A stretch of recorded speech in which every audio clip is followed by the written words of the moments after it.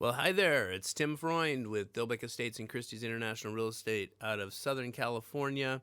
I am talking to you now from my home studio in Thousand Oaks, California, my office being in Westlake, California, right along the Ventura County and LA County line. And yes, I sell real estate from Ventura all the way to Los Angeles. So keep that in mind.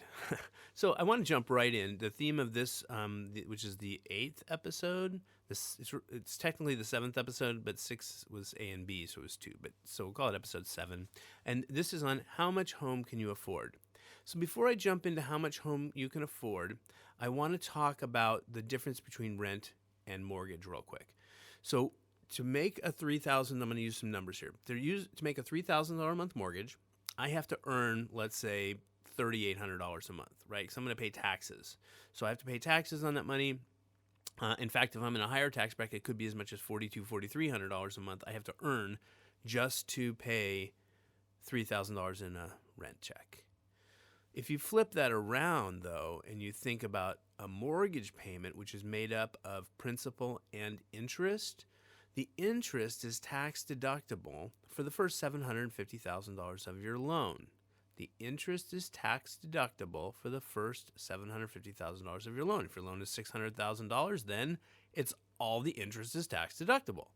Cool. So what does that mean? Tax deductible is not tax credit, not an accountant, but let me just elaborate. A tax credit would be I spend $4,000 and I get credit for that back and I didn't actually spend anything. That's not what we're talking about. Deductible means it comes off your highest level of income. So if I make $100,000 a year and I have $10,000 in deductions, I'm only going to pay taxes on $90,000 because $10,000 is tax-free. It's just deductible. I don't have to pay taxes on it. And that's where you get into the mortgage, where the rent, I had to earn $4,100 to pay a $3,000 a month payment for rent because I had to pay taxes on all that money. I had to pay taxes on $4,100 to leave me $3,000 to pay a rent check. But with a mortgage, because of the deductibility, I'm actually going to be able to make a $4,100 income and put that $4,100 into my mortgage. Does that make sense? So I can make a higher mortgage than my rent, and my net cost is zero. It's the same. It's the same. And this is why people want to own a home. They want that deductible interest, the interest rate deduction. And also, you get a tax deduction on property taxes. However, under the 2018 law, places like California kind of get hosed on that because we only end up with a max of $10,000 and our state income tax is 10%. So we don't really get to deduct property taxes anymore until that changes. But for the time being, taxes are not tax deductible, and just forget about them because your income tax is going to eat up your state and local deduction. All right, a lot of accounting. I don't want to go there. All right, hang in there and stick with me. So we've just discussed $3,000 rent check is the same as a $4,200 mortgage payment. So the point of this discussion is to set the table for how much can you afford. So right now we know that $4,200 payment is the same as $3,000 rent. If you're affording $3,000 rent, you can afford a $4,200 a month payment. Now, there are exceptions to this rule. This sort of situation. And what I mean by that is it's not just your mortgage payment when you buy a house, right? You've heard of PITI, principal, interest, taxes, and insurance. So the mortgage payment is principal and interest. I'll come back to that in a second. The other two components are taxes. Well, property taxes in California are 1 to 1.25% of the purchase price.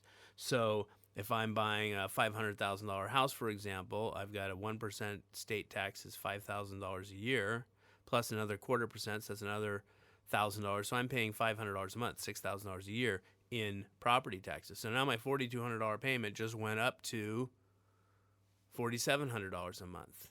And then you have insurance, right? You have to have fire insurance. The lender requires it. And of course, it'd be stupid to not have insurance on your most valuable asset. So of course, you're going to take out insurance. And insurance is expensive, particularly in California after all the wildfires we've had. So insurance could run anywhere from, $1,200 or $1,000 a year to $2,400 a year very easily. And of course, if you're in a high fire zone, it could be, and it's a big house out in the canyons, Malibu or something, it can be $24,000 a year.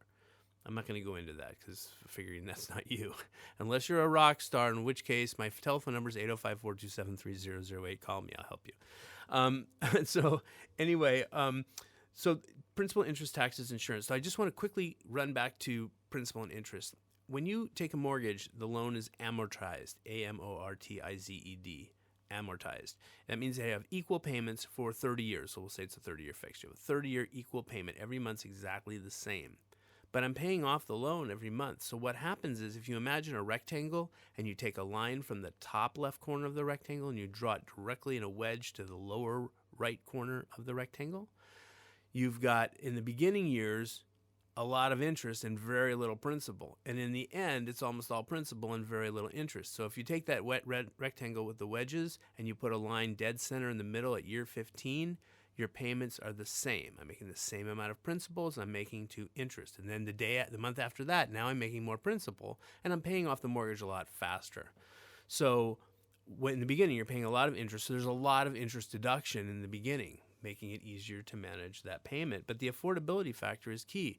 So here's the thing though. You can qualify for a loan that's probably in excess of what you can afford. And you need to be careful with that because the mortgage guy, I mean, listen, they're counselors. I'm not bagging on mortgage guys. Some of my best friends are mortgage guys, in fact. But, they're not necessarily going to sit down with you and say, hey, I can get you qualified up to 42% or 45% of your gross payment or your gross income, sorry. So if I make $10,000 a month, I can get you qualified for a payment of $4,500 a month. We're thinking about that and you're going, well, I got to pay taxes and I've got to pay my bills, my car payment, my student loan payment. I've got food. I can't just eat ramen. I've got a new kid on the way, right? So you can see how that all plays out. You got to really think this through. So I recommend a spreadsheet. Don't ask me. I can't work Excel to save my life. But just, that's not entirely true, but you know what I'm saying. You want to schedule a budget. So, be careful about what you take out in terms of a mortgage. Now, I also want to talk a little bit about what other expenses you have as a homeowner. So I mentioned principal, interest, taxes, and insurance. There's also HOA, right? So if you're buying in a condominium complex, you might have a $200, $300, $400, $500, $600, $700 a month HOA. You buying a Wilshire corridor in Los Angeles in a high-rise with a doorman and all of that, you could be spending $2,200, $2,400 a month on an HOA. So it can be a lot of money. One thing you do want to consider in evaluating a homeowners association is not just, what am I paying, but what am I getting for that, right? So you might be getting a community pool. You might be getting, if it's a townhome or a condominium, you're going to be getting exterior maintenance and paint for the structure. You're going to be getting exterior landscaping and grounds. Maybe you've got underground parking and it's gated, or maybe there's an elevator, or maybe there are green belts throughout the community, or maybe the roof is covered. Okay, so there's a lot of trash could be covered. Cable is sometimes covered. So even some communities have water. So there can be a lot of monthly expenses that you're going to be not having to pay because you pay it into the homeowners association. That then leads me to a quick sidebar on homeowners associations. The number one largest growing government entity in the country is homeowners associations. We don't think of them as governments, but believe me, there's a president, there's a treasurer, they're a government, and they're going to rule and they're going to make decisions that affect you. So you definitely want to think all that through. But one of the things you definitely want to consider when you're looking at a home to buy, first home or otherwise, is what is the homeowners association's financial strength? Have they had special assessments because they didn't have adequate reserves? What are their reserves? They have 15% of their reserves. A study's done every 5 years to determine what the amount they should have in reserve for capital improvements.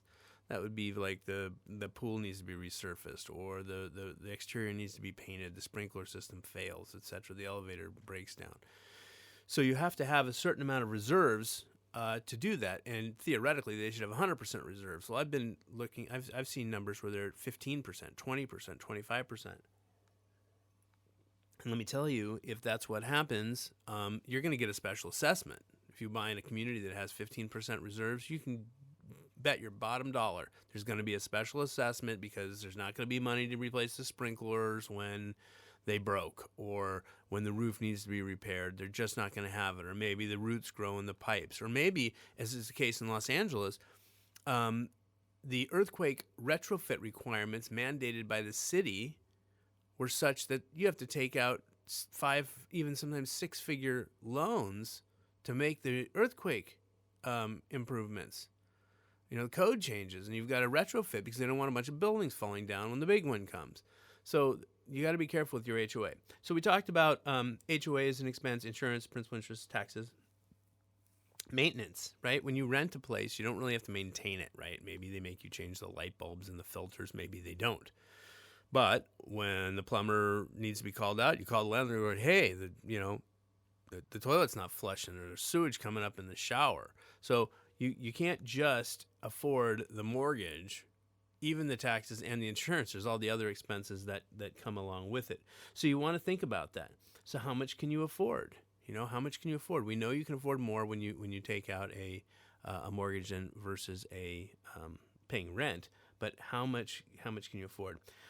So that's the big deal. I guess that's kind of where I'm going to leave it. I could go on about some other stuff I thought I might bring up, like different types of mortgages. There's a 30-year fixed. Obviously, that's the example I just gave. Everything's equal over 30 years. There's a 15-year fixed where you're paying off the mortgage in half the time. But, of course, if you're paying off the loan in half the time, the payment's a lot larger, right? So you can expect to pay a lot more principal in a 15-year. There's things like variables, right? You've heard of ARMs, adjustable rate mortgages. Those would be like where you have an interest rate that's tied to like an index, like the U.S. Treasury, right? So the U.S. Treasury bond, the 30-year Treasury is, is like 0.1 or 1.0%. Let's just say it is today. Maybe it was 5% last year, whatever.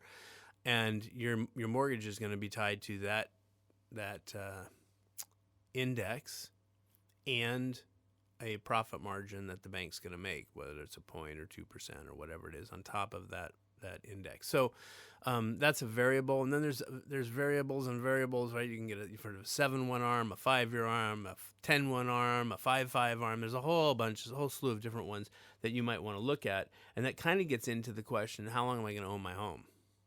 Which comes back to how much house can I afford? Depends how long you're going to be there, right? I mean, a payment that you're making today, assuming you never refinance because the rates are at historic lows and you stayed there for 30 years and you paid off the home, the payment 30 years from now is going to be pretty small in those dollars as it is today. So how much home can I afford? Got to figure that out. I will say this also, and this I really am going to end on. You want to stretch. As a general rule, I just got done giving you all the reasons why you want to be careful, don't overbuy, you qualify for more than you can afford. But the truth is that while that is true, you do want to buy as much home as you can afford.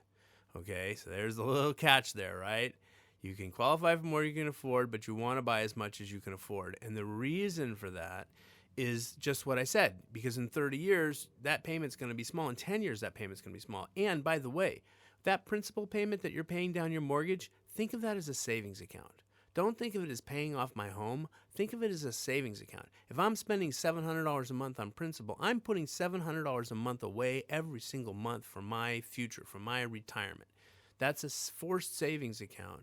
So you want to stretch. You want to reach for the brass ring. You want a home that you're not going to be compelled to sell in 5 years. This is one of the strategies you get when you hire a good realtor, and discussions you have when you hire a good realtor, and you can go back and listen to the previous podcast on, hiring a realtor.